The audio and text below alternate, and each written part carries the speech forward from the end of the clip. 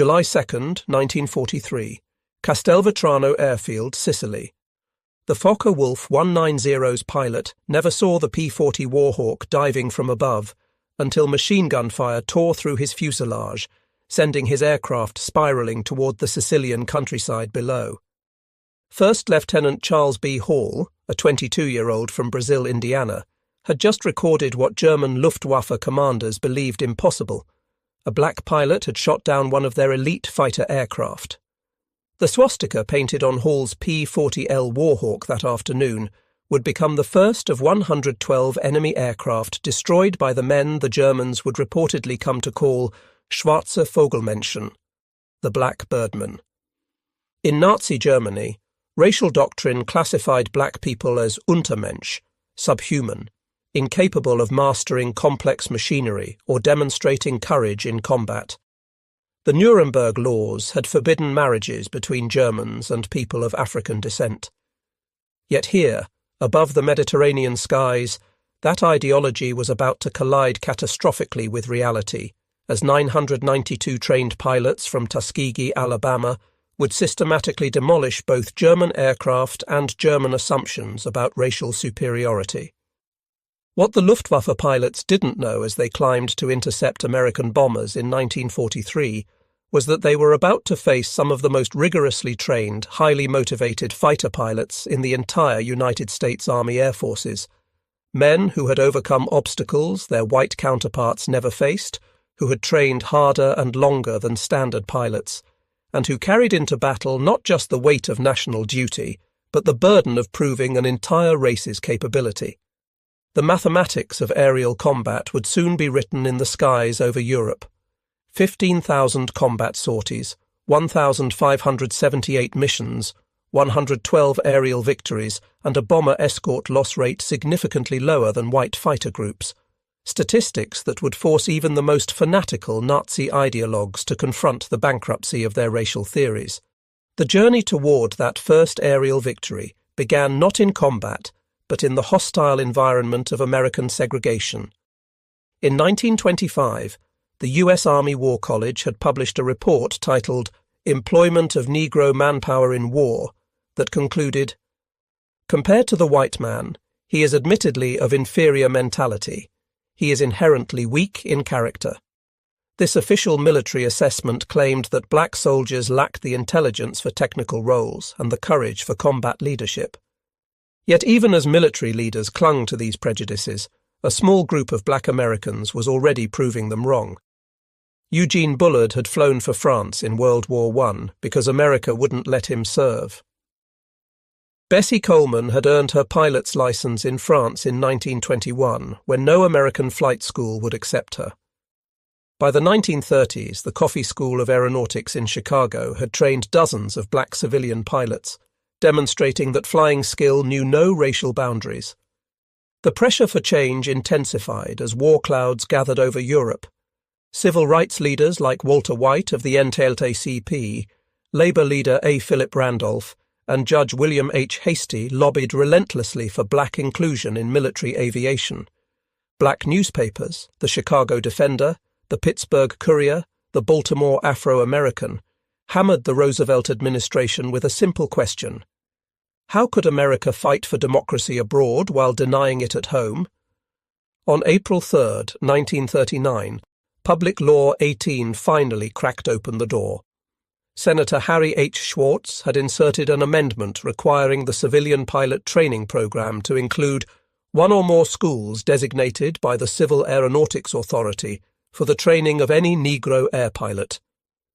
It was a grudging concession wrapped in segregation, but it was a beginning. When Franklin Roosevelt ran for an unprecedented third term in 1940, he needed black votes in key northern cities. On January 16, 1941, Secretary of War Henry L. Stimson announced the formation of the 99th Pursuit Squadron, an all-black flying unit. The announcement came with a caveat that revealed the military's expectations. This would be an experiment to test whether blacks could be trained as combat pilots. Captain Benjamin O. Davis, Jr. understood the weight of command when he led 26 pilots of the 99th Fighter Squadron to North Africa in April 1943. The son of America's first black general, Davis had endured 4 years of silent treatment at West Point, where no white cadet would speak to him outside of official duties. Now he commanded men who carried not just their own hopes, but the aspirations of 13 million black Americans. The 99th arrived at Farjuna, Tunisia, attached to the 33rd Fighter Group under Colonel William W. Momia, a commander who made no secret of his skepticism about black pilots. Momia assigned them patrol missions over the Mediterranean, keeping them away from the real action. He wanted them to fail, and when they didn't immediately excel, he had his excuse. The morning of June 2nd, 1943, marked their first combat mission, an attack on the Italian-held island of Pantelleria. As their worn P-40 Warhawks climbed toward their targets, German fighters suddenly appeared. The Tuskegee pilots held formation, protecting their bombers. No aircraft were lost on either side, but the Germans had learned their first lesson. These pilots wouldn't break under pressure. But it was July 2nd, 1943, that changed everything. Charles Hall was flying his 8th mission, escorting B-25 Mitchell bombers attacking Castelvetrano airfield in Sicily. 2 Focke-Wulf 190s bore down on the bomber formation. Hall later testified, "I saw 2 Focke-Wulfs following the bombers just after the bombs were dropped. I headed for the space between the fighters and bombers and managed to turn inside the Jerrys. I fired a long burst and saw my tracers penetrate the second aircraft. He was turning to the left, but suddenly fell off and headed straight into the ground." When Hall landed, the entire base erupted. Black ground crews, who had endured months of insults from white personnel, finally had their answer to every slight. Hall's victory was the first aerial kill by a black American pilot in U.S. military history. By January 1944, the 99th Fighter Squadron had been in combat for 7 months, but Colonel Momier had filed a devastating report claiming they lacked aggressiveness and recommending their removal from combat. The report reached General Henry Hap Arnold, who prepared to shut down the experiment. Then came Anzio. On January 27, 1944, the Luftwaffe launched massive raids on Allied forces at the Anzio beachhead. 15 pilots of the 99th, flying obsolete P-40s, encountered superior Focke-Wulf 190s over the battlefield. What followed would silence the critics forever. The 99th shot down multiple enemy aircraft. Sources vary between 8 and 13 kills over 2 days. Captain Charles Hall claimed 2 more victories, bringing his total to 3. In 2 days, flying inferior equipment, they had destroyed more enemy aircraft than they had in their previous 7 months of combat. The War Department launched a study comparing the 99th with other P-40 squadrons and concluded they were performing just as well as white units. The success at Anzio proved black pilots could excel in combat when given the opportunity. In May 1944, the 332nd Fighter Group, combining the 99th, 100th, 301st and 302nd Fighter Squadrons, received orders that would transform them from outcasts to legends. They would join the 15th Air Force as bomber escorts, flying the long, dangerous missions deep into Nazi Germany. Colonel Benjamin Davis gathered his pilots at Ramitelli Airfield on Italy's Adriatic coast. "We cannot afford to lose bombers," he told them. "Our job is not to be aces. Our job is to bring those bombers home." This directive would define their combat philosophy: stay with the bombers, no matter what. In June 1944, General Nathan Twining ordered a systematic marking system for fighter groups. Each would receive distinctive colours for instant identification. The 332nd was assigned red, not just red noses or red bands, but entire tail sections painted crimson. The P-51 Mustangs, with their red tails, red propeller spinners, and red nosebands, became instantly recognisable. The first bomber crews to receive red-tail escorts didn't know their protectors were black. They only knew that these fighters stayed close, never abandoning them for easy kills. Word spread through the bomber groups. Request the red tails if you can get them. July 18, 1944, would test the red tails like never before. Colonel Davis led 66 Mustangs to rendezvous with bombers targeting the Luftwaffe base at Memmingen, Germany. The bombers were late. Davis made a crucial decision: orbit in enemy territory rather than return to base. When the bombers finally appeared, so did the Luftwaffe, approximately 100 German fighters attacking from multiple directions. The Germans had learned that overwhelming numbers might break the red tail's protective screen. Despite fierce defence by the 332nd, who claimed 11 to 12 victories, 15 B-17 fell to enemy fighters in 20 minutes of savage combat. The 332nd lost 3 pilots, Lieutenants Robert Hutton, Wellington Irving and Alfred Brown. Critics claimed the high bomber losses proved black pilots couldn't handle major battles. But operational analysis revealed the truth. The 332nd had arrived at an impossible situation with massive German forces already engaging the bombers. They had prevented complete disaster. By March 1945, the Luftwaffe's conventional fighters could barely challenge Allied air supremacy. But Germany had one last card: the Messerschmitt Me-262, the world's first operational jet fighter. With a top speed of 540 miles per hour, it could outrun any propeller-driven aircraft. On March 24, 1945, the 332nd Fighter Group received its most challenging assignment: escort bombers 1,600 miles round trip to Berlin to attack the Daimler-Benz tank factory. Intelligence warned that Me-262s from Jagdgeschwader 7 would defend the target. Colonel Davis led 43 P-51 Mustangs into the heart of the Reich. As they approached Berlin, Me-262s appeared, the largest jet fighter force ever assembled for a single interception. Lieutenant Roscoe Brown had studied the jets' weaknesses.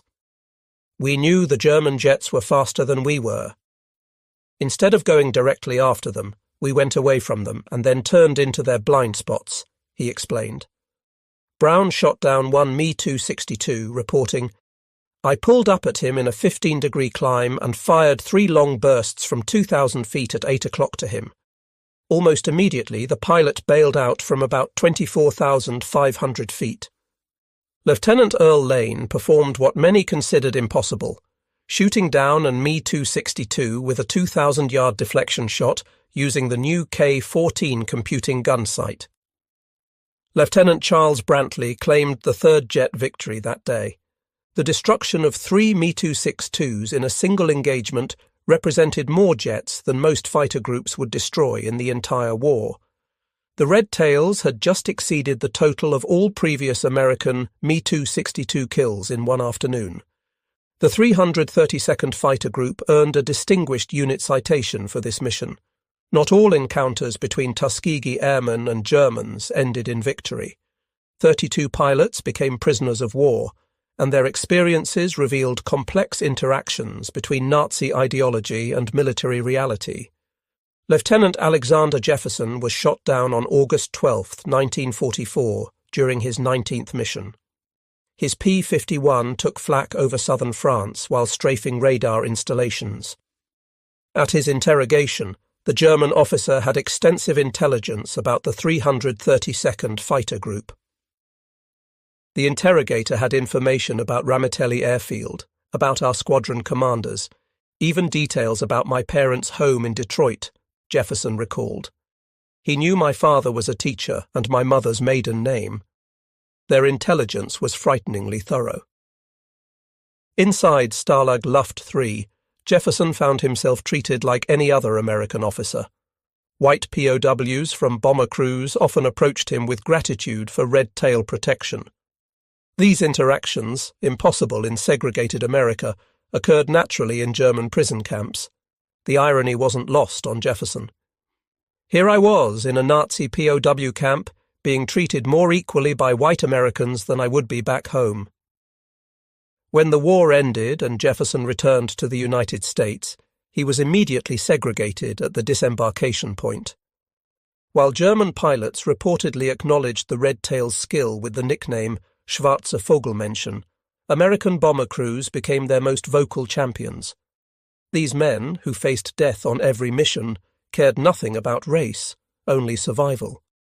Bomber crews developed their own mythology about the Red Tails. Stories spread about their distinctive flying style, the way they waggled their wings in greeting, their tight formations, their refusal to abandon damaged bombers.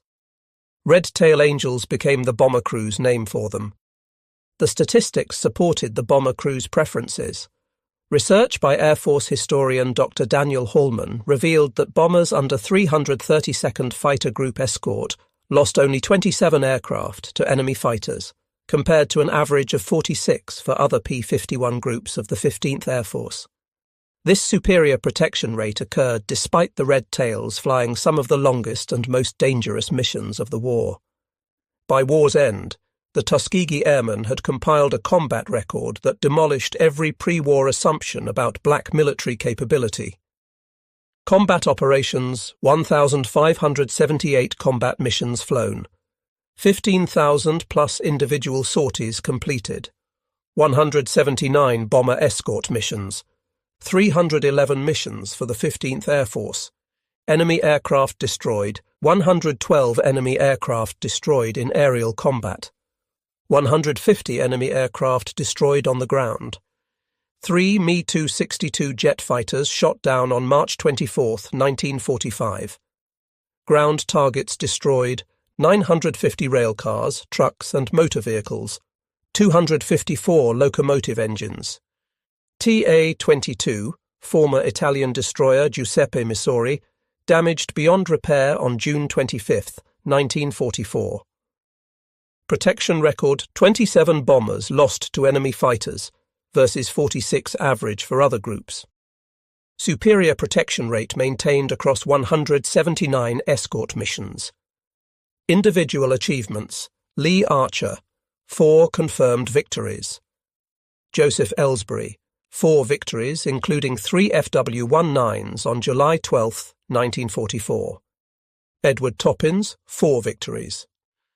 Clarence Lester, 3 kills in 1 mission, July 18, 1944.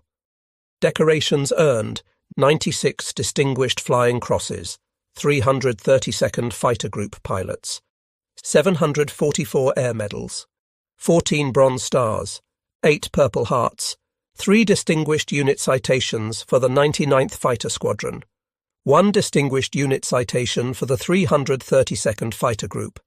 Human cost: 66 pilots killed in action, 32 pilots captured as prisoners of war, 84 killed in training and non-combat missions.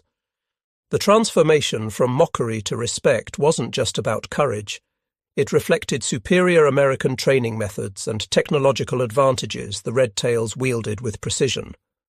At Tuskegee, pilots flew more hours than their white counterparts, 300 compared to 200 for white pilots. They practiced formation flying obsessively, knowing that in combat, discipline would be their edge. The washout rate at Tuskegee was 60% compared to 40% for white cadets. Only the very best survived the program, creating what Colonel Noel Parrish, Tuskegee's commander, called a super-selected group. The progression through aircraft types told its own story. The 99th began with hand-me-down P-40 Warhawks, already obsolete when they arrived in North Africa. These liquid-cooled Allison engine fighters were inferior to German Bf-19s and FW-19s in almost every performance metric. Yet the Tuskegee pilots used the P-40's superior turning ability and rugged construction to hold their own. The arrival of P-51 Mustangs in July 1944 transformed the Red Tails into equals of any fighter unit in the war. The North American P-51D Mustang represented American industrial perfection. Its Packard-built Merlin engine gave it a top speed of 437 miles per hour. Its 6.50 caliber machine guns could destroy any aircraft.